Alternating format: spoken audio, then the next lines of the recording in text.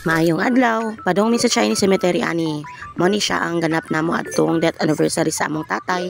Karon pa nako siya na-upload, karon pa nako siya na voice overan kay Ginoo ko gikapoy jud ko. Daghan kay ganap sa akong life mga madi. Grabe jud ka busy ang life pag man sa trabaho na napoy lain nga trabaho. Oo. Grabe nga paninguha versus panginabuhi. Pero aside ana, mapasalamaton gyapon ta day kay bisan unsa nato ka busy no, nagahinan jud nato ni oras day ang pagpangdagkot din sa sementeryo day. Kay kuhiton niya natong sampot day ulit amang mangwan day, mga adto day kay lang sumad day. Wala jud ko kabalo nga sumad ni, wala ningon ako mama nga sumad na day sa akong tatay karon.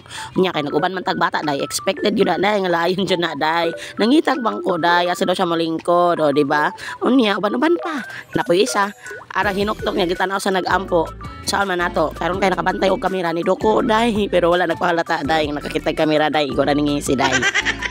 May gani lagi day kay wala gyud nag-ulan day, ni sabay jud ang panahon ani nga mga panahon na day. Walay ulan, sakto ra pa kainit. Kasama ka ng manok oy banha.